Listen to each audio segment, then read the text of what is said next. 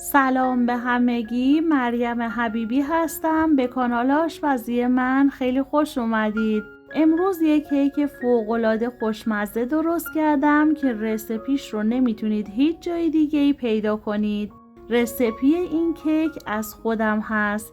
یک کیک نرم و پنبه‌ای، ساده و خوشمزه و بدون همزن برقی که همه شما رو شگفت زده میکنه. بریم تا با هم درستش کنیم.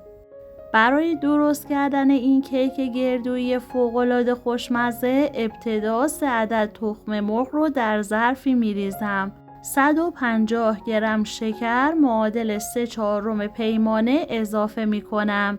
نصف قاشق چایخوری وانیل و کمی نمک هم میریزم. حالا با همزن دستی 2 تا 3 دقیقه خوب هم میزنم تا شکر کاملا حل شه. وقتی که تخم مرغ و شکر کاملا با هم مخلوط شدن 120 میلی لیتر روغن مایع معادل نصف پیمانه اضافه می کنم. خوب هم میزنم تا روغن هم با بقیه مواد کیک کاملا مخلوط شه. به 160 میلی لیتر شیر معادل 3/5 پیمانه احتیاج داریم. شیر رو هم اضافه می کنم و خوب هم میزنم. حالا 2 قاشق غذاخوری پودر نارگیل و 4 قاشق غذاخوری مغز گردوی خرد شده اضافه می کنم. کمی هم میزنم تا پودر نارگیل و مغز گردو با مواد کیکمون کاملا مخلوط شن.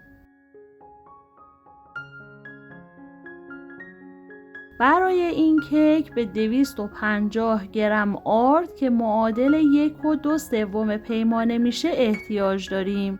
من مقداری از آرد رو به همراه 15 گرم بیکینگ پودر داخل الک میریزم و الک میکنم. خوب هم میزنم تا آرد با مواد کیک کاملا مخلوط شه.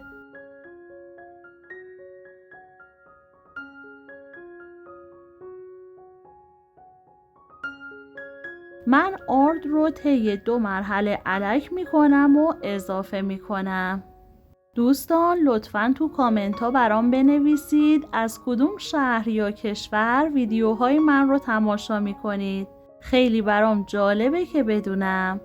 وقتی آرد با بقیه مواد کیک کاملا مخلوط شد و مایع کیکمون به این صورت کاملا صاف و یک دست شد، مایع کیکمون آماده است.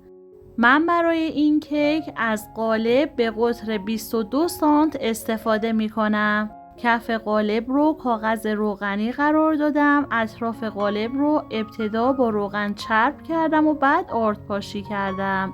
حالا مایع کیک رو داخل قالب می ریزم.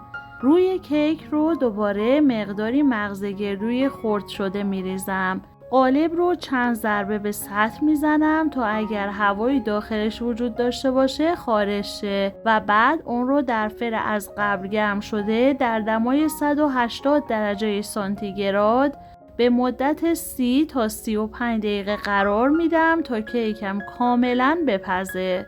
بعد از این زمان کیک خوش رنگ و خوشبافت و فوق‌العاده خوشمزه ما آماده است.